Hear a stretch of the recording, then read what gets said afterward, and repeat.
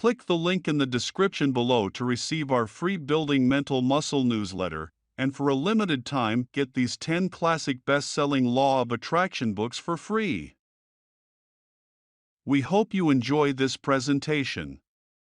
If so, please click the like button and click the subscribe button below to receive notification when we release new recordings.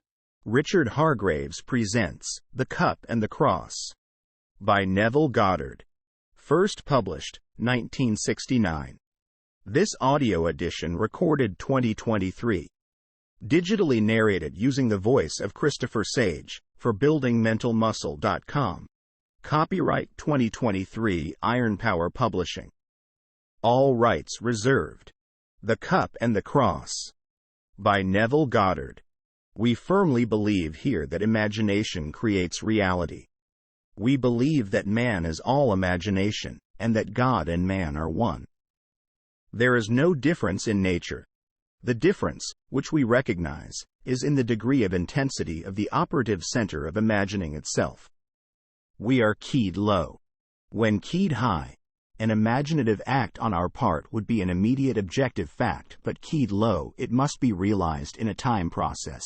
But it cannot fail, if we remember the act and remain faithful to that act. A man can be what he wants to be in this world.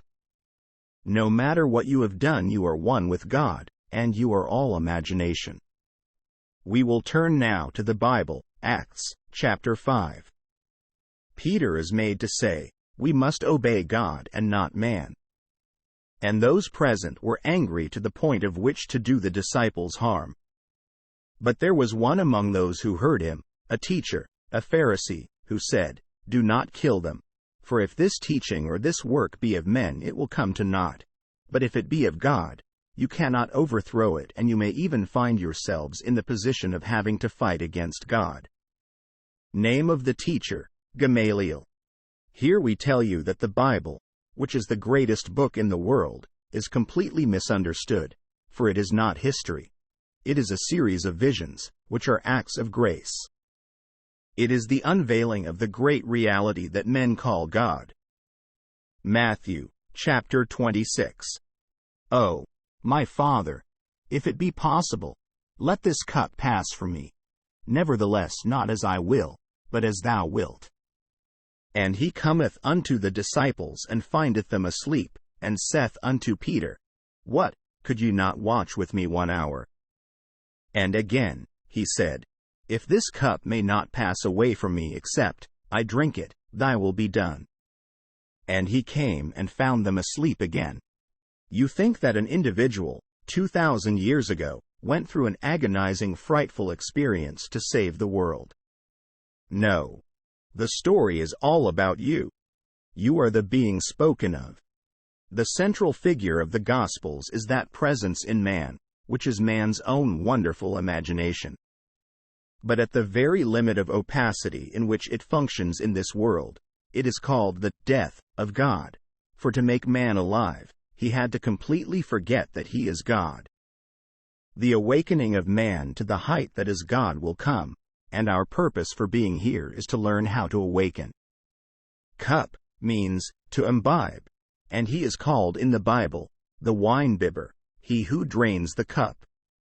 The man who said, "Do not touch them," etc., was Gamaliel, which comes from a word meaning to wean, as a child is weaned, so now it is able to go out and feed on other food. We are here to mature and to be weaned from what we have formerly thought was true. Years ago, I was sent to do this work that I am doing. I was told, "Go and down with the blue bloods." It means the traditional state. We speak of blue-blooded horses, blue-blooded people, meaning the fixed and accepted states. I was told to go out and tear down all the traditional misunderstandings of the greatest story ever told to man. It is not history. It did not take place in space or time. Go and tell them the story of Christ Jesus in man. If it be possible for this cup to pass from me, let it pass, but if I must drain the cup, I will do so. What is it I must do? I tell you that the story I have come to give you is the story of revision. You see a man and he looks as he should not look to anyone in this world. My senses reveal him as he appears to me and others. I am confronted with the cup. Must I accept that appearance and perpetuate it in the world, or must I revise it and nail myself on the revised image? I must. So, I am crucified with Christ, yet not I, for Christ liveth in me, and the life I now live, I live by the faith of the Son of God who loved me and became man.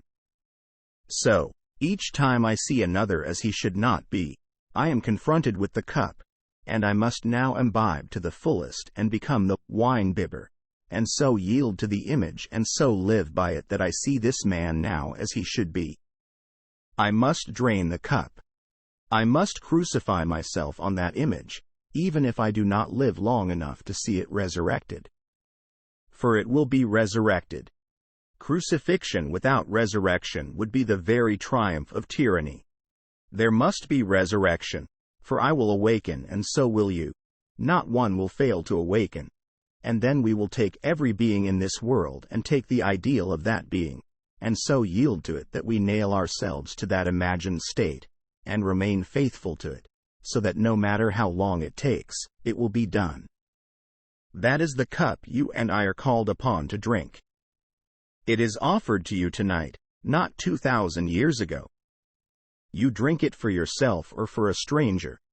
The man you want to be, that man you will be, if you will nail yourself to that state.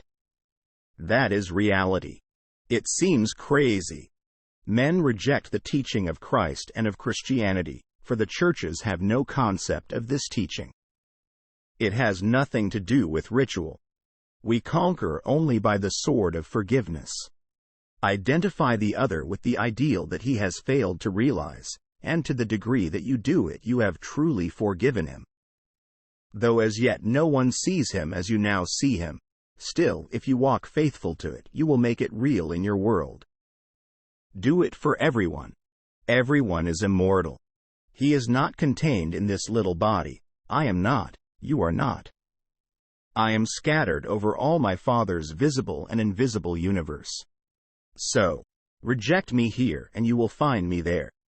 So, I must in my mind's eye resurrect you, and you must in your mind's eye resurrect me. Not one can be left behind, for we are all scattered, and we must gather that which is scattered into the perfect body that my Father saw when he became it. So, he became alive by nailing himself here on Golgotha, which means the skull. Here is where he is crucified. And the measure of awakening is measured by my awakening you in me.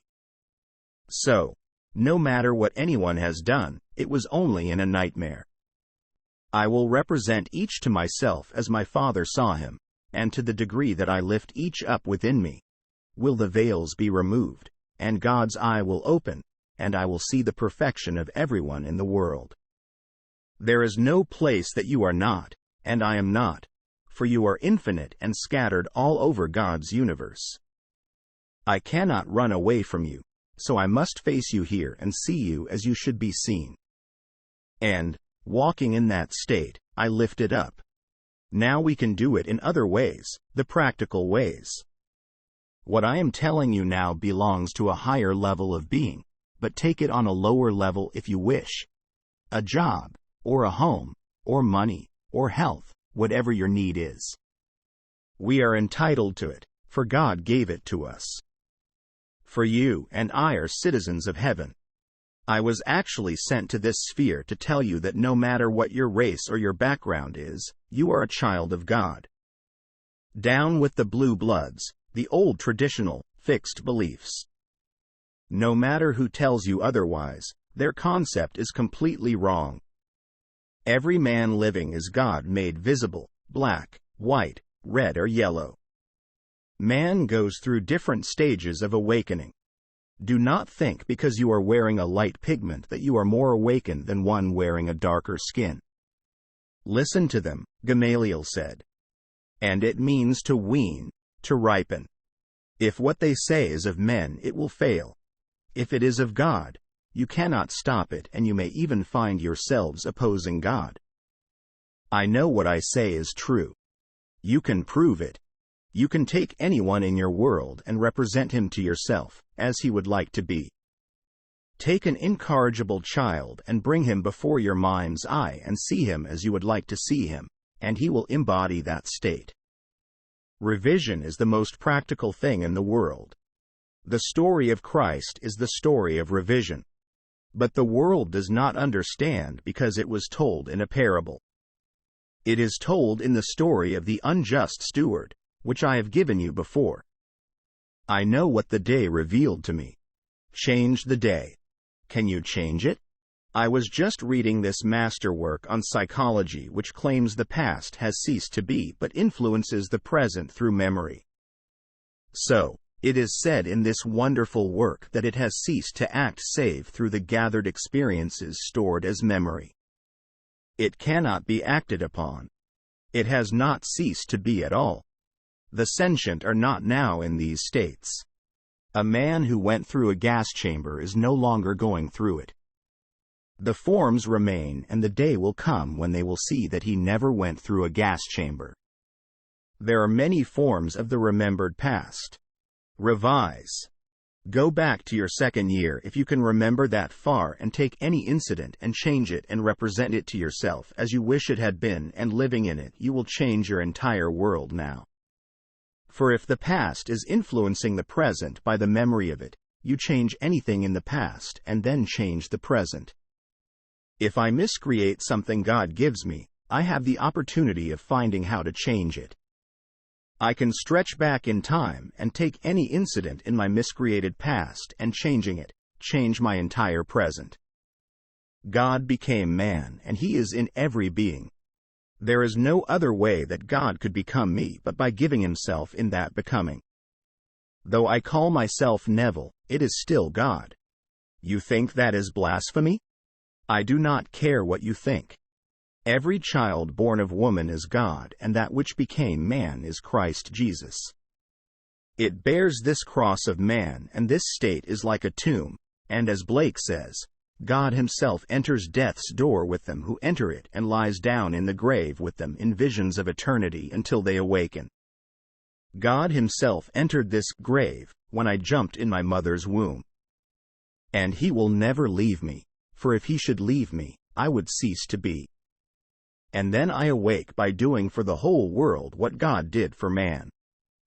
So, take any man's dream and nail yourself mentally upon that cross by imagining he is that being he desires to be, and walk just as though it is true and live in the dream for the other as if it is true, and as it becomes true, you will lift him up. Man saves himself by, and only by, the saving of his fellow man. He who lifts up the world is lifting up the eye of God within himself, and when he is fully awake, then he is God. Do not ask another why he wants something. Give what he asks for. You persuade yourself that he has it as you witnessed it, and to the degree that you persuade yourself that he has it, so will it become true. No reward. You want no reward. Whether a man is wonderful or horrible, do not condemn him. All are in states, which the soul falls into in its dreams of good and evil. You make it your business to see that everyone is already the ideal he wishes to embody, no matter what it is. For in this way you are opening up the eye of God. For this is the story of Christ. If it really is of God, then you cannot stop it. All he asks is that I try. Must I drink this cup? Yes. There is no other way than the way of the cross. I must cross one state to another state. We conquer by the cross. It is not a thing hanging on the wall, though as an object it is very beautiful. It is crossing from where you are to where you want to be, from seeing what you appear to seeing what you want to see. That is the Passover. I cross from one state to another. Is there any other way? If it is possible, then let this cup pass from me. If not, then thy will be done. What is God's will? All that you gave me I have kept, and none have I lost. All that he gave me I must lift up again, and he gave me you and you. I meet you and you are a gift from my Father out of the nowhere. I must lift you up, for I will meet you beyond all the veils, for you are an infinite being. You have an immortal body, and there is no place in God's universe that you are not. If I do not redeem you here in me, I will meet you elsewhere and still have to redeem you. Well, the most practical teaching in the world is also the most profoundly spiritual. There is no transforming power in death. Think of your home right now. At this moment, it is subjective to you as you are seated here. You do not see it with these physical eyes. It is subjective to this room. But really in your heart you do not think it is subjective as the world speaks of it. It is out of the range of your senses, but you know it is right where you left it. It is the same with all the worlds of my Father. Subjective and objective are determined by the level on which consciousness is focused. Everything is objective to my Father. And when I awake, my dream may seem unreal and therefore subjective, but it is not, if I am interested, for then it should become to me objective, for that is only defined by the level on which consciousness is focused. While my dream lasts, is it not objective? I recently told the story that if you can touch something and hold on to it and awaken, you will awaken in your dream world and find it completely objective. A lady wrote to tell me she tried it and proved it. I know from experience it cannot fail if you try it, and you will prove that subjective and objective are just names. To the psychologist, objective is just you from the cradle to the grave. But think of this fantastic universe extending beyond 100 million light years. It is estimated by a great scientist that if each star represented one tiny grain of sand, and only those stars, which are visible to this world, were included, this sand would cover England to a depth of several hundred yards. If you are only on this little speck, then what are you? They spoke only of the stars, not including the planets. And then someone says they have 1,000 acres. The common man, which means us, sees things about us as so solidly real. We feel it is real if we can touch it. But the scientist says it is not solidly real at all, but is only an aggregation of molecules and atoms and electrons moving rapidly in space. They say our experience of a solidly real object is actually what they call electromagnetic fields between my fingers and the object. But my finger is of the same material as the object. If both are all space, then the one we spoke of just owns 1,000 acres of all space. Possessions mean nothing. What is important is the awakening of God in man. When man begins to awake, he does not desire to possess the earth. He is the earth, and he is heir to everything, for his Father gave it to him. Finally, you awaken and claim it. Let no one tell you that this person is better than that one. The sun shines on the just and the unjust. If you salute only your brother, if you love only those who love you, how are you better than another? You are doing nothing that all do not do. But it does not matter. It is only awakening that matters. So, take every person in the world and try to awaken him in you by lifting him up. So, crucify yourself for him, for that is a little death in the divine image. As you go through these little deaths, seeing what you should see and dying to what you formerly saw, then God sees, and then you find nothing to condemn, for no matter who the man is, it is God playing every part. So, there is a complete misunderstanding of the greatest story in the world. The gospel does not tell how Christ came at all, but how he comes.